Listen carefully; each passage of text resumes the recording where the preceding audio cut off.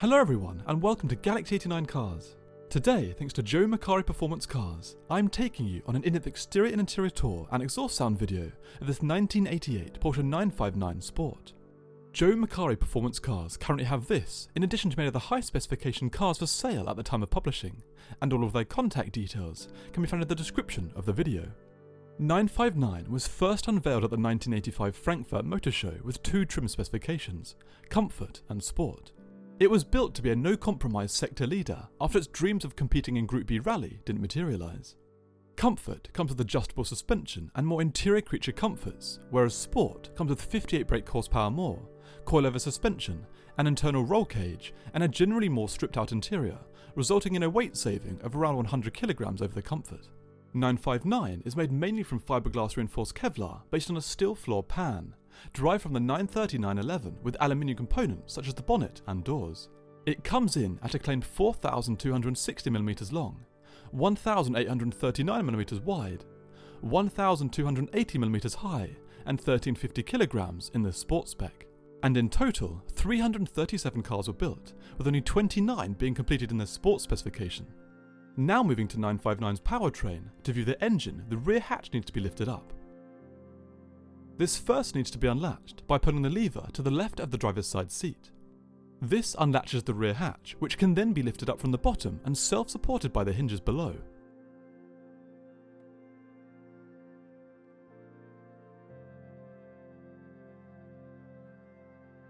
Before moving down to the engine, we can view the two large fans above that extract air through the vent.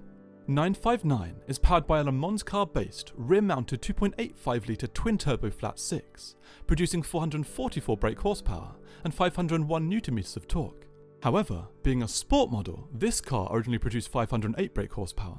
This, apparently, wasn't enough, as the previous owner had the factory Villereth engine upgrade fitted, meaning this 959 now produces 600 brake horsepower, resulting in a claimed 0 to 62 mph time of 3.7 seconds and a 211 mph top speed. The standard top speed of 197 mph made the 959 the fastest production car in the world before it was beaten by the Ferrari F40. Before moving away from this area, we can look at the engine bay in more detail. We see an indentation to the left, which is for the suspension fluid in other 959s. The catch to the right is to open the engine oil flap. These concealed catches help to ensure petrol isn't put into these by accident. Once finished with, the engine oil flap can be easily pushed back into position.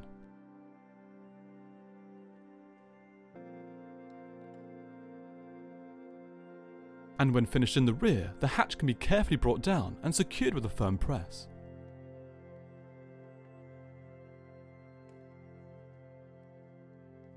Now moving down to the wheels. 959 is fitted with 17-inch front and rear lightweight magnesium alloy wheels with run-flat tyres fitted with pressure sensors. Braking is provided by ventilated steel discs at each corner with ABS, 322mm at the front and 388mm at the rear, also a relatively modern technology at the time. 959 stability is provided by an innovative and electrically controlled adaptive four-wheel drive system known as PSK, which can actively alter torque distribution between the front and rear axle for enhanced traction. This system is combined with double wishbones at each corner and coilover springs in the sport model for a more track-focused ride. Now we've finished the model overview, we can start the exterior in-depth tour from front to back. We start underneath the bumper, where we find a bump plate and air inlets on either side for brake cooling. Above this, there are two almost body-width air intakes for the front radiators. These extend around the sides for enhanced cooling and help release air before it enters the front arches.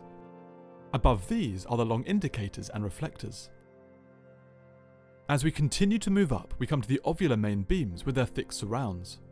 Between these, we find large model designation on this model and the metal Porsche badge on the front of the bonnet. Despite the swollen aesthetic of the car, its bonnet retains that slim, rectangular form, with an indentation towards the rear for styling and to assist with cooling. Here we also find the fuel tank flap. Behind the bonnet is quite an upright but wide windscreen with two wipers below. Above and behind this is a smooth, featureless roof. I don't believe a sunroof was an option.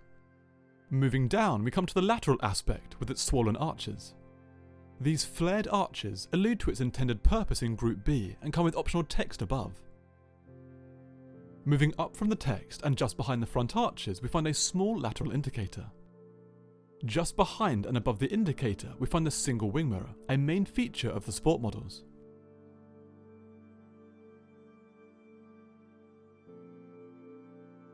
Continuing along the car, and we come to the slim handle with key barrel and catch on the inside. Behind this, there are air intakes for the rear-mounted engine, moulded into the wide rear arches. Moving back and up, there is quite a large rectangular rear window, somewhat reminiscent of that in the 930 Turbo. There are small vents at the top to aid air and water to flow more freely. Below the window, we find more branding and a 911S grille where the fans we saw earlier are mounted underneath. Continuing back, and we come to the large rear wing, which Porsche realised was necessary during wind tunnel testing. As such, it provides genuine downforce at the rear, while still enabling the car to have a low drag coefficient. Some elements of it, such as how it grows gradually from the body panel, are reminiscent of that in F50. Underneath the main wing is another smaller fixed wing to further aid with airflow management at the rear. Continuing down, and we come to the rear light complexes, either side of the large central Porsche text. Just as with the front, the air vents here expand outwards, and can even be found behind the rear wheels to release hot air from the radiators. However, the central slats are broken up by the dual exit exhaust outlets. Before we hear the car fire into life, we can view the subtle diffuser below.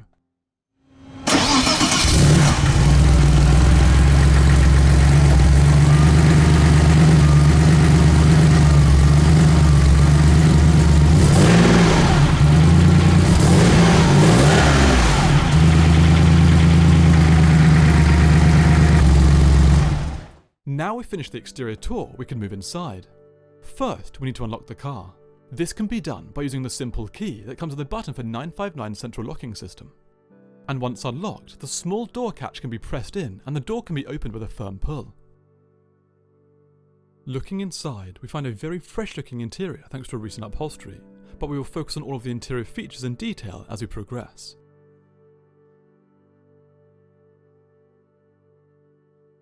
We can start the interior in-depth tour with the doors. The top starts with an angled leather upholstered panel that ends with a lock indicator and mirror adjuster, with the electric window controls below.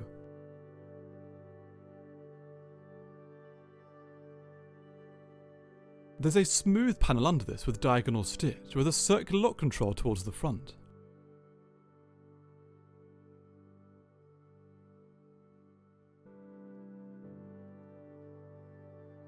Below this panel is the leather upholstered armrest that doubles as the lid for the slim door storage area, a feature we still find in some modern Porsches.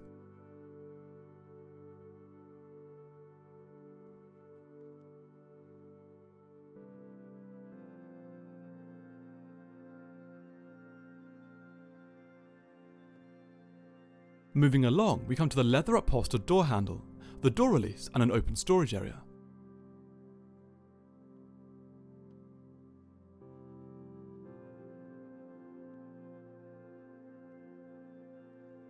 Moving right, we come to the driver's sill. 959's ground clearance is reportedly 120mm, but despite this and the wide side skirt, ingress and egress was very straightforward. Now moving along the sill itself, we come to the vertical then horizontal struts from the roll cage with the rubber-topped kickplate below. Moving up, we come to another vertical strut with the first manually adjustable air vent and what I believe to be the pull to open the petrol cap. To its right is the wheel. This is a standard, featureless 959 steering wheel and is upholstered in grey leather with model designation centrally. Some 959s are fitted with a 3-spoke steering wheel. Behind it is the instrument cluster, from left to right. Lights and key insert. Fuel level and engine temperature. Oil temperature and oil level. Rev gauge and boost pressure. Speedo with mileage and trip. The percentage of rear or four-wheel drive in use, and below, the climate controls.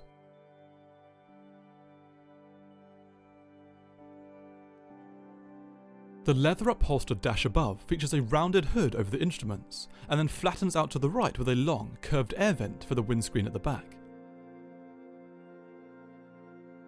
Moving down in the centre, we come to the main manually adjustable air vent. Under this is a warning light array, ABS, worn brake pads and parking brake, the rear fog lights and cigarette lighter. Below and to the left of these is an ashtray or small storage area that can be opened up.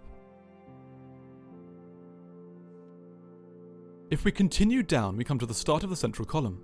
Here we find a digital clock, the hazard lights and the rear demist. There's a gap between these buttons and the leather upholstered gear stick. 959 comes with a specially designed Borg-Warner 6-speed manual transmission with an extremely low first gear for potential off-road driving, keeping its Group B rally car brother in mind. Moving back, we find an indented area under the manual handbrake lever.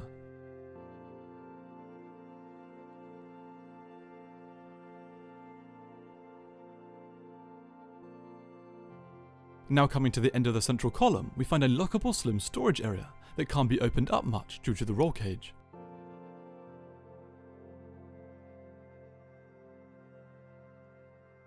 On either side of this, we come to the electrically adjustable sports seats, freshly reupholstered in grey cloth, and fitted here with autoflag harnesses.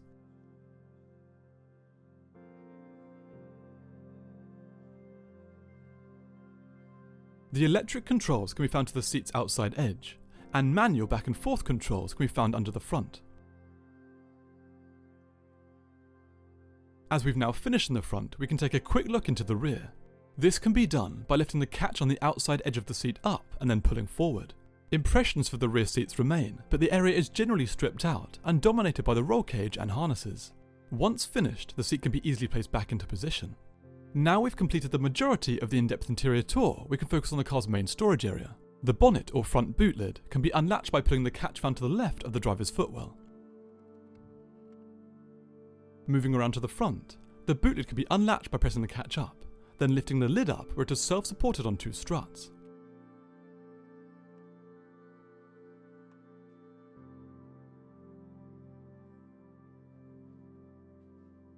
Inside, we find a heavily carpeted but usable storage area. Taking a closer look, I believe the first bag is for flat tyres, and the booklet is the owner's manual, and finally, we find the fuel tank to the top left.